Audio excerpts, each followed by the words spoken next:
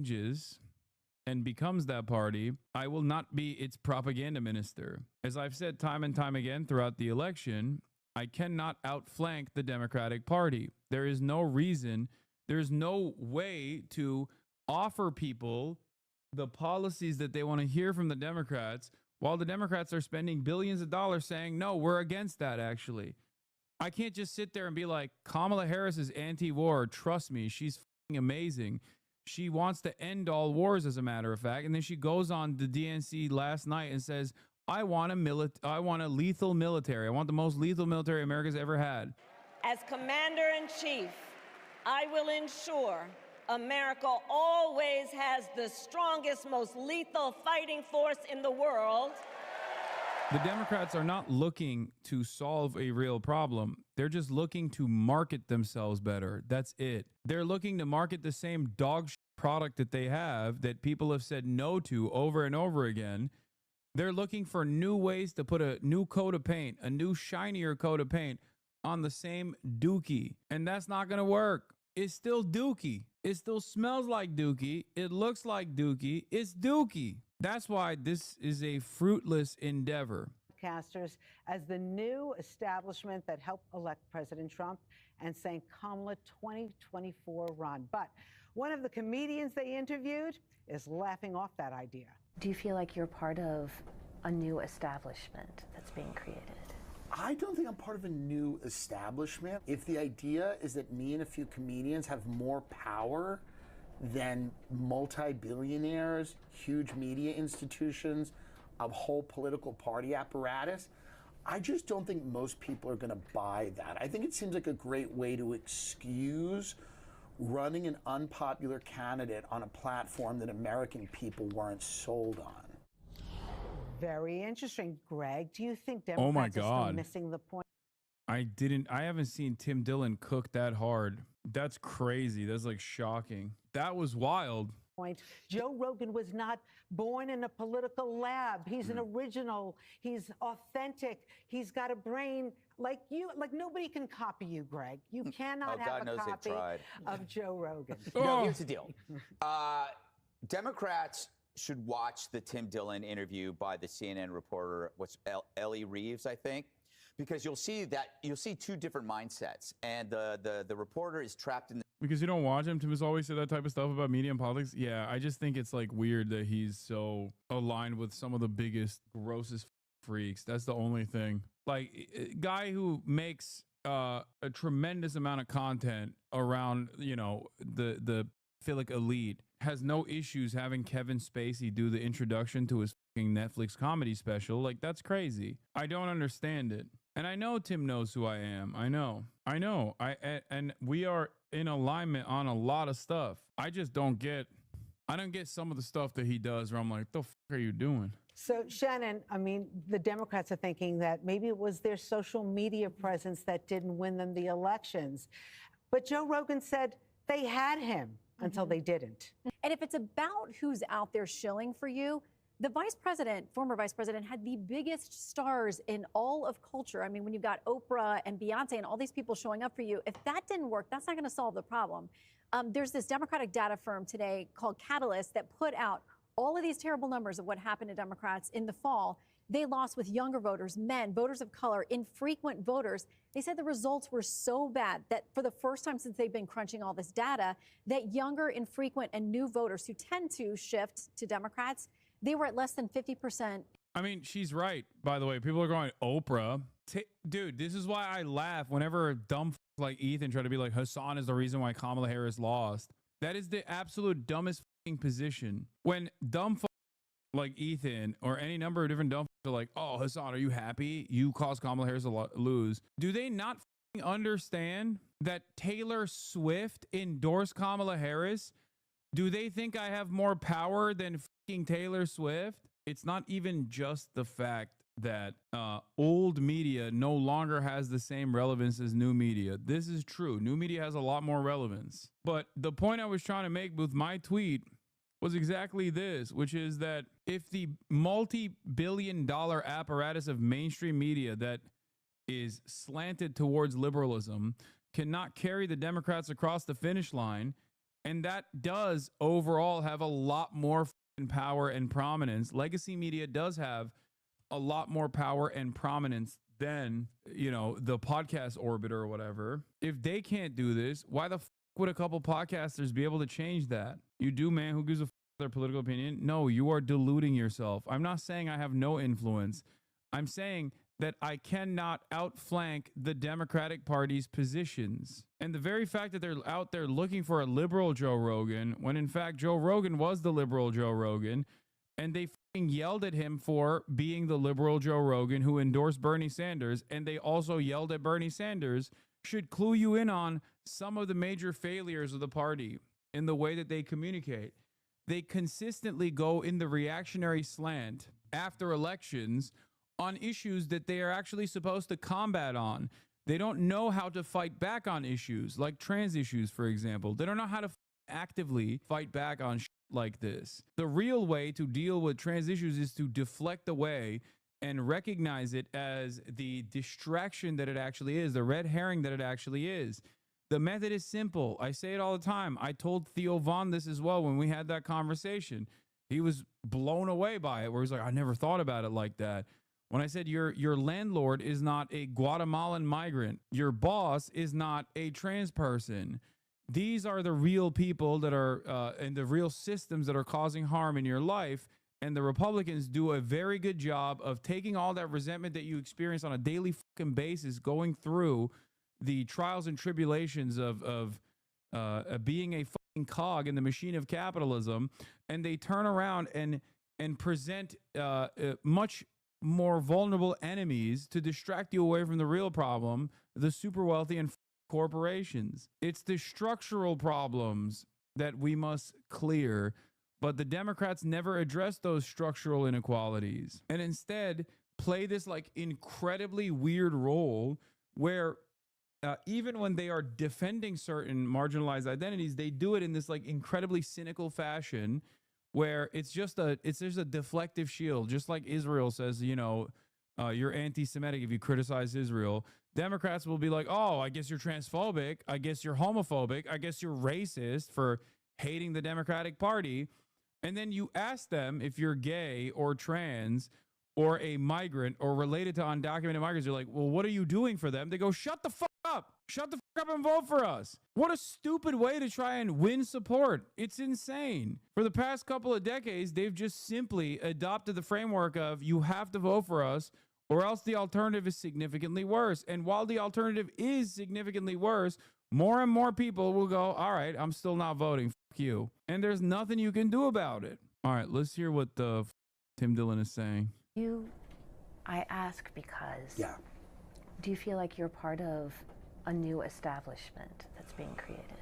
I don't think I'm part of a new establishment. I think it would be pretty difficult to look at these podcasts. I know it's a popular thing right now, especially in certain media circles, to say that after running an incredibly unpopular candidate who was introduced very late in the race because an elderly man who could not be the president, who everyone told was functioning as the president for 4 years, decided to, this wind is wild, huh? Yeah. See? But this was a very specific circumstance in which Kamala Harris ran for the presidency. She was somewhat unpopular, and she was not a star in Democratic politics before this at all. And her communication strategy was pretty weak. I think most people have admitted that.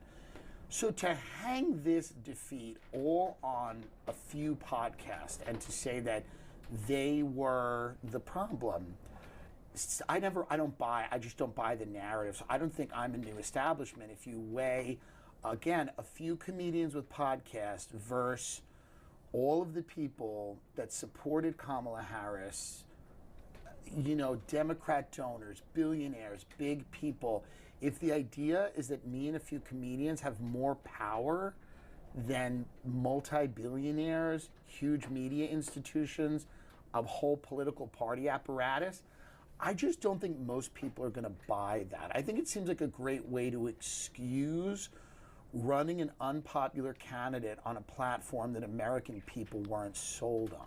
So the idea that like the power that Theo Von has would be equal to like the intelligence agencies or these massive legacy media institutions seems crazy. But you got way more audience than when you're saying we don't have power, we're not the CIA. Well, there's some gradations between that, and also I'm sure there's like. Well, just you use the word. I don't think he's wrong.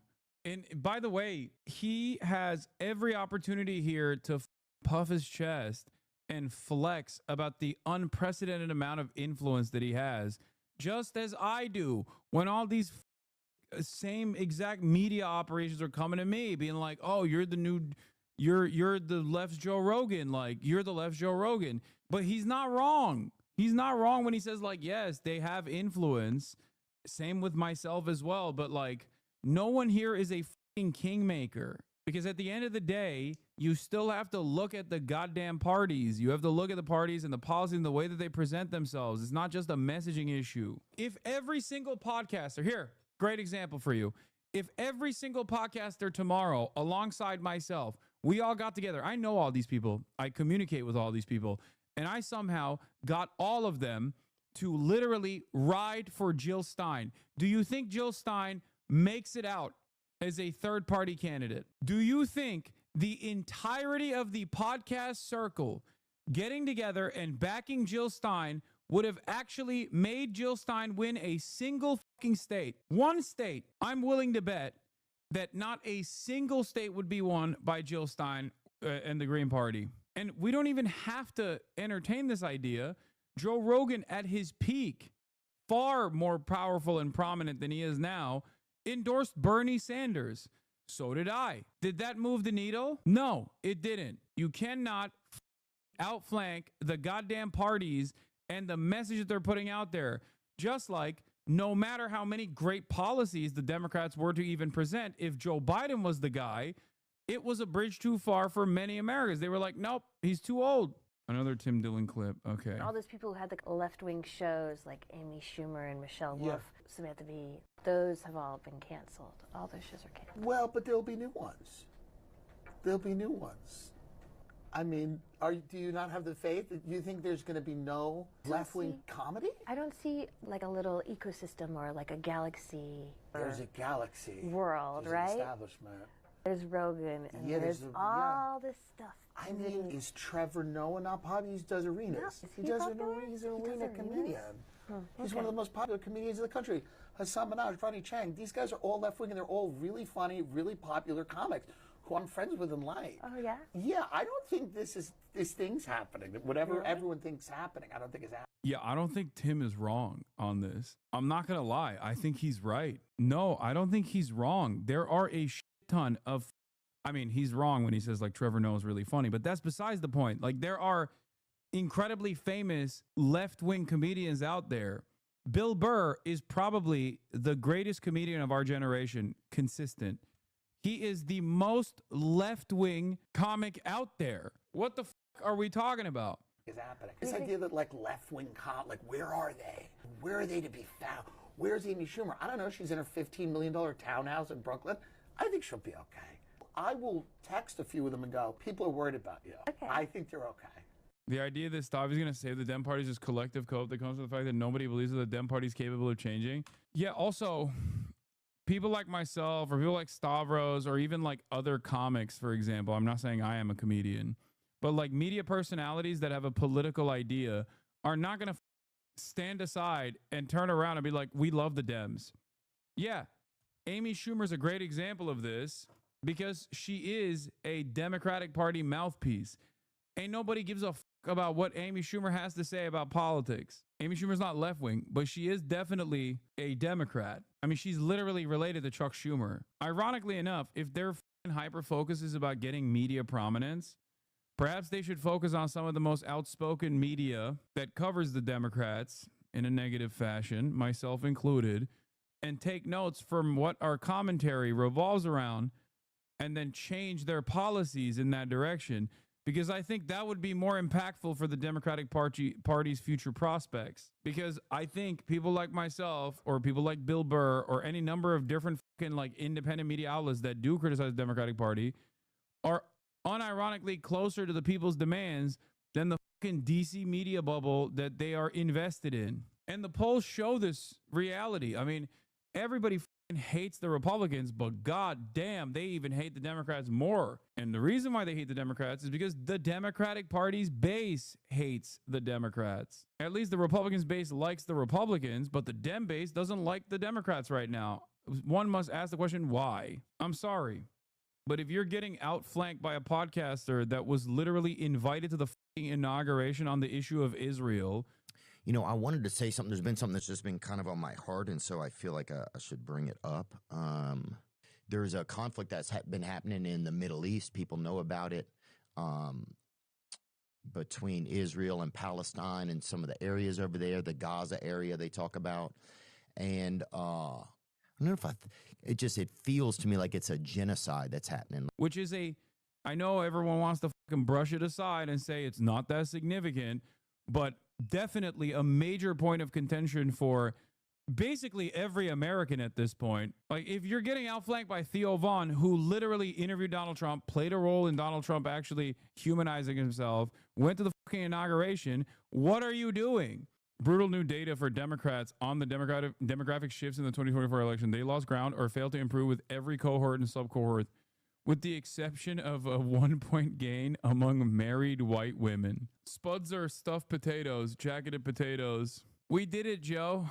Dude, imagine being so fucking shitty. Imagine being such a disastrously shitty fucking party that the guy who was like, we're going to melt every brown person, was able to make major fucking ground with a bunch of Latino men.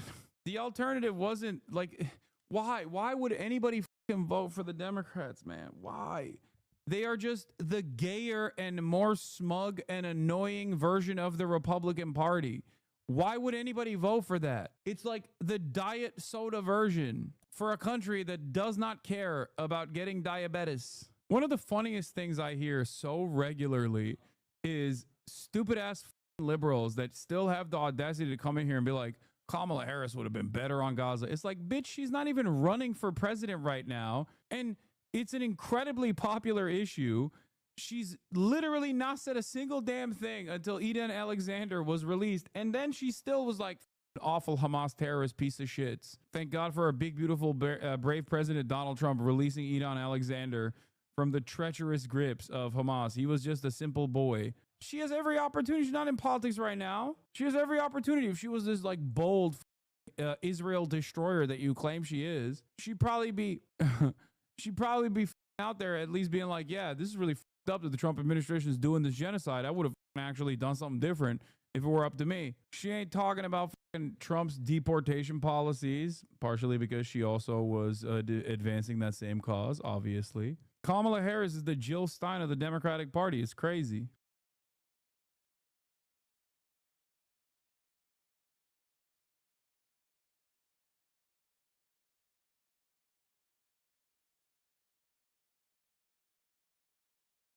All right, everybody, this is important. There is a hidden provision in Trump's big, ugly bill that would essentially make him the king, and they released the 1,000-page bill only a few hours before Republicans and Democrats had a chance to vote. So someone had to skim through in a very deep manner to find this, and we're going to expose it all throughout this video. So sit back, drop a like, and let's jump in. All right, after we watched Trump desperately wander around Capitol Hill trying to get the final few House Republicans to fall in line, they finally passed the big ugly bill, or he calls it the big beautiful bill, but it will come at a big ugly cost to American taxpayers, to the working class, and to the most vulnerable populations. I want to break this bill down in a little bit more detail and then read this Robert Reich article that reads, "The hidden provision in the big ugly bill that makes Trump king. Don't let this happen." He said, "Friends, I've been following with a mixture of dismay and disgust at Trump's one big ugly bill soon to emerge from the House. But I want to alert you to one detail inside that's especially alarming. With one stroke, it would allow Trump to crown himself king." We'll revisit this in 1 second, but I want to talk a little bit more about the largest upward transfer of wealth in American history.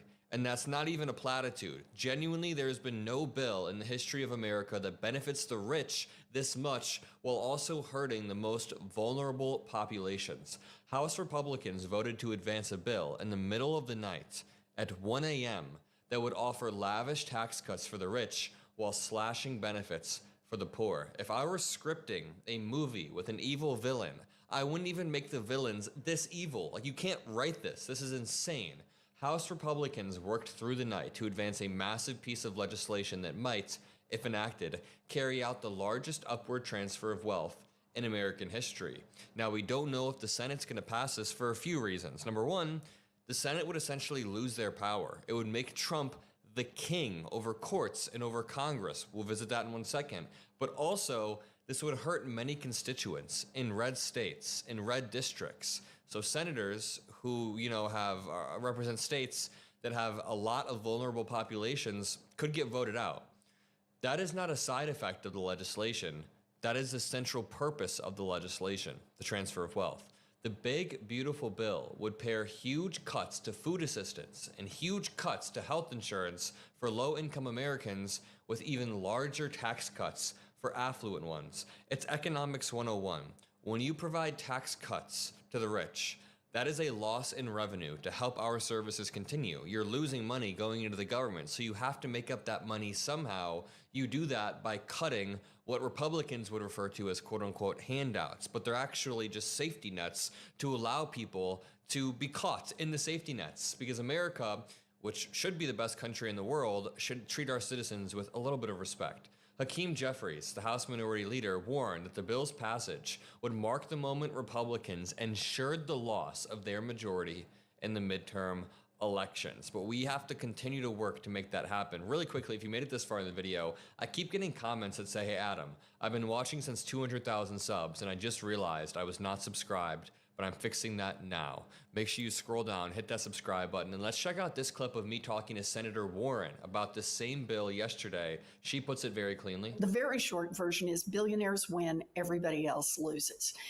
This tax code that Elon Musk is supporting right now would make history in the following way. It would be the biggest in U.S. history transfer of wealth from the poorest people, the hardest working people in this country, to the richest people ever before in history in a single bill.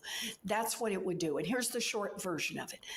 It would, for example, cut healthcare for 14 million Americans so that a handful of billionaires could get more tax giveaways. Think of it this way. This bill says they're going to take away healthcare from your aunt who needs a little help in being able to afford her health care, so that there will be more money for Elon Musk to be able to do whatever weird experimental health skin things he is doing.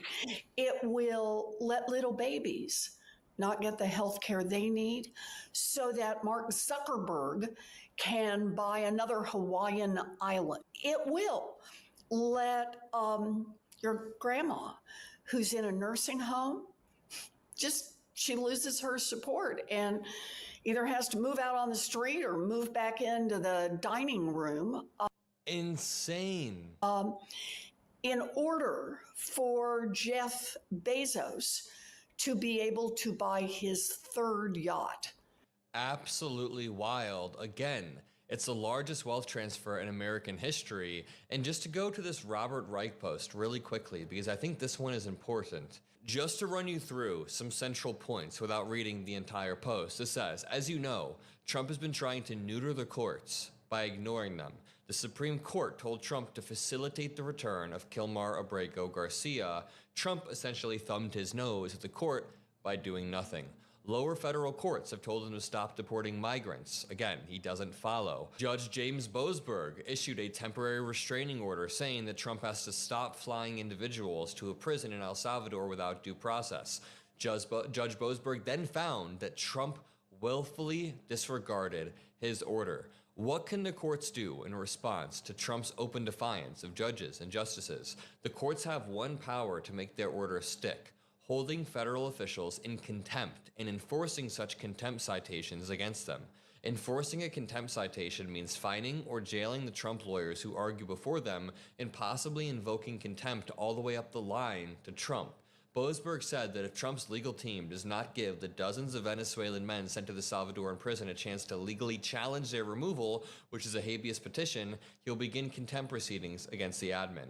In a separate case, U.S. District Judge Paul Zinnis demanded that Trump explain why it is not complying with the Supreme Court order to facilitate the release. So what's next? Will the Supreme Court and lower courts hold the admin in contempt and enforce contempt citations?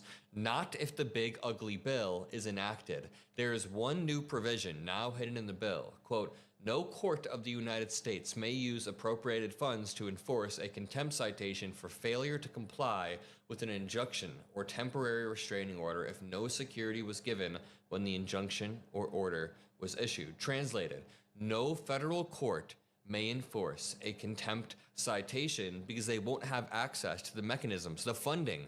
They will be stripped of the funding to enforce these contempt citations. Obviously, writes Robert Reich, courts need appropriated funds to do anything because Congress appropriates money to enable the courts to function. That's the mechanism with which they can actually file contempt citations. To require a security or bond to be given in civil proceedings seeking to stop alleged abuses would effectively immunize such conduct from judicial review because those seeking such court orders generally don't have the resources to post a bond. Hence, with the stroke of a pen, this new bill would remove the judiciary's capacity to hold officials in contempt. One lawyer from UC Berkeley writes, without the contempt power, judicial orders are meaningless and can be ignored. There is no way to understand this except as a way to keep the Trump admin from being restrained when it violates the Constitution or otherwise breaks the law. This would be a stunning restriction on the power of the federal courts. The Supreme Court has long recognized what the contempt power is integral to the authority of the federal courts. And to continue, I want to read this final article that goes into the actual deficit implications. We've talked about a few things, in my opinion. We've talked about the redistribution of wealth from the most vulnerable populations. I led with that because that's one that I think is most important to talk about right now. I also talked about the hidden provision that makes Trump the king, but what is the actual effect on our deficit? House Republicans have passed a sweeping multi-trillion-dollar tax break package, a narrow victory for Trump, but is it a victory if it wipes out their midterm chances? The U.S. president's allies on Capitol Hill have celebrated its passage, but a lot of Republicans were holding out. Now listen, there is a no tax on tips part, but Democrats then fiercely opposed the part of the bill. They said, quote, children will get hurt, women will get hurt, older Americans who rely on Medicaid for nursing home care or for home care will get hurt, said House Minority Leader Hakeem Jeffries. Quote, people with disabilities who rely on Medicaid to survive will get hurt. Hospitals in your district will close. Nursing homes will shut down. The next day, a statement from the White House warned that the admin would see a failure to pass the bill as an ultimate betrayal. But listen to this. The legislation, however, comes with a massive price tag. It is estimated to add $5.2 trillion to the U.S. debts and increase the budget deficit by about $600 billion in the next fiscal year. That is an eye-popping figure. Those eye-popping figures and the prospect of ballooning interest payments on the debt were among the reasons that the financial rating agency Moody's downgraded the U.S. credit rating last week. The lengthy document of over 1,000 pages was released just hours before lawmakers were asked to vote on it, meaning there could be other provisions and line items yet to be discovered. This is wild. We need to be applying pressure on our senators not to pass this bill, telling them do not pass it. If you made it this far in the video, make sure you drop a like. I appreciate each and every single one of you. I appreciate each second that you spend with me. Democratic lawmakers demand. Well, howdy there, Internet people. It's Belle again. So today, we're going to talk about 60% of Americans not having the basics. The Ludwig Institute for Shared Economic Prosperity released a report that will definitely have a lot of factoids that end up on memes. It focuses on the Minimal Quality of Life Index. This isn't just food, shelter, and so on. To use the Institute's own description, it goes beyond bare minimum survival and starts, quote, incorporating essential expenses beyond basic needs, encompassing factors crucial to well-being, growth, and upward mobility. This includes not only necessities like housing, food, and healthcare, but also education, transportation, technology, and other minimal quality of life and life advancement expenses. For those concerned with birth rates, pay attention. 60% of families don't hit a minimum quality of life. Governments and commentators like to use the poverty line as a standard to keep people above. But if you want a thriving middle class, you have to have the components to build that happy life. Quote, "We analyze these components not just in terms of financial figures, but as crucial elements that shape a family's capability to achieve a desirable standard of living." More than half of the country doesn't meet the minimum quality of life standards. The chairman of the Institute, Gene Ludwig, said, quote, "It's really dangerous because it's the kind of thing that leads to social unrest, and it's not fair.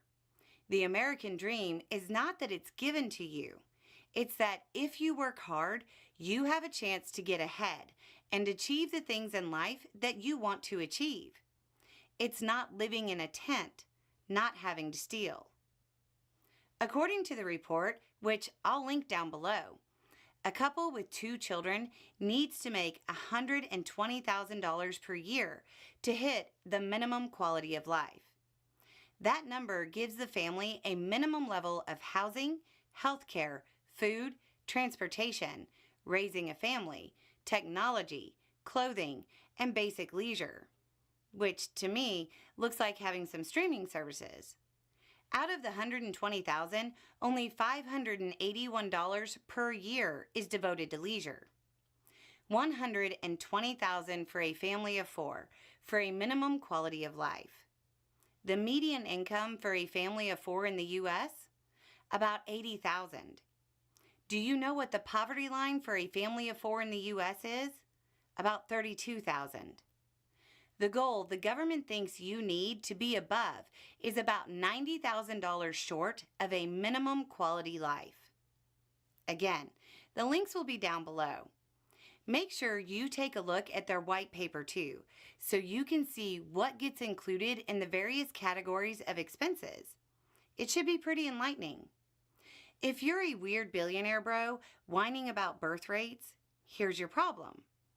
It seems like let's talk about the postal strike. For those who don't know, Canada Post workers are set to go on strike again and have provided strike notice to walk out on Friday. Now, friends, there's a lot to talk about here. But what I really want to talk about is this headline that's been popping around quite a bit about how Canada Post is effectively bankrupt. So I have a couple of questions here. Number one, for the chat, is Canada Post a business or a service? Is Canada Post a business or a service? Start there. Canada Post, business or service? What is it?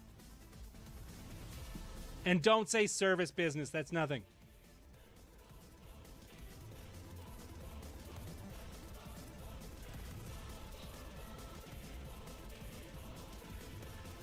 Seeing a lot of folks saying service. It's public service, right? It's public service. How can a public service go bankrupt?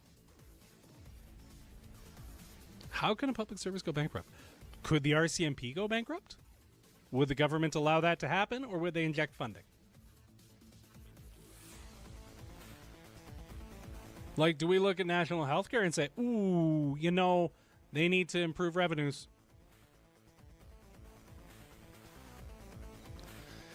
So there are so many problems here. There are so many problems here.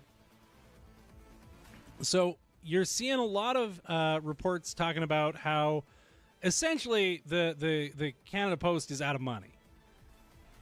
And so this is from the Industrial Inquiry Commission. we're not going to get too into the weeds of it, but essentially they're talking about how, postal demand has declined and they're functionally out of money. That's essentially the point. So here is the problem. There is a lot of ignorance about how we could potentially save the Postal Service. Let me see if I can find this here. So the Postal Service actually have a plan. Here's what I can't get over. We keep getting told that Canada Post is not viable. We keep getting told that they are not viable as a business, that we just can't pay the bills or any of that stuff. Cup W, the union, have a plan. They have brought forward a plan that could make Canada Post viable long term. It's called the Delivering Community Power. DeliveringCommunityPower.ca. So they have 4 pillars to their plan that could revitalize the Postal Service. And so we're going to talk about the strike in a minute, but first I want to talk about the fact that there is a path out of this. The workers have provided it. So first up, they want to offer local services. So there is a post office in most communities. There is postal access in most communities.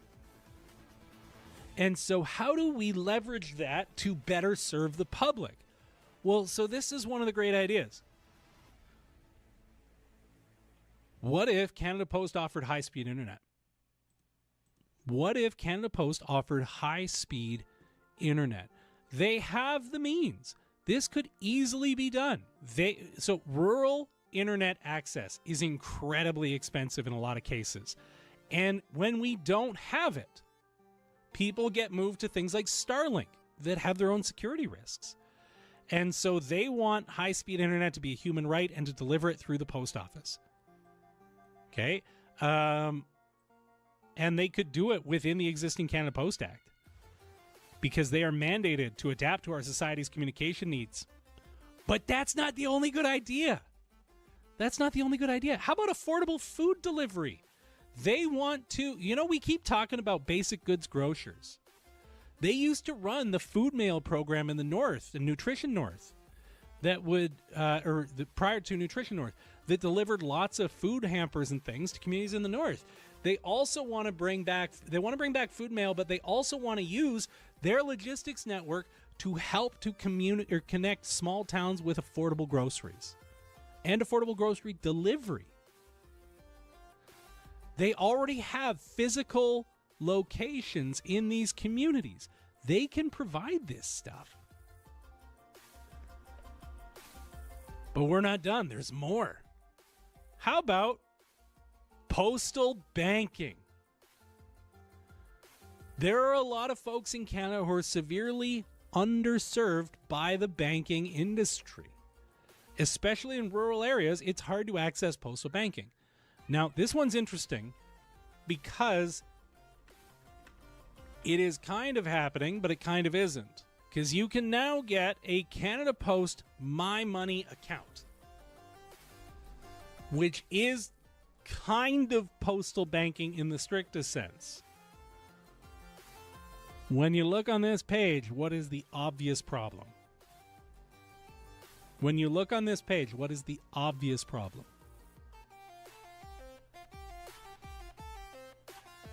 No, not MasterCard. It is Koho.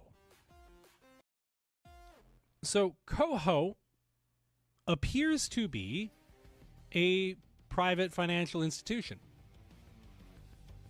They've partnered with Canada Post, but it's its own thing. So it's a public-private partnership, and that's the issue. They were close. But if it was fully offered internally, I would have loved it. And it's not too late for it to be fully offered internally.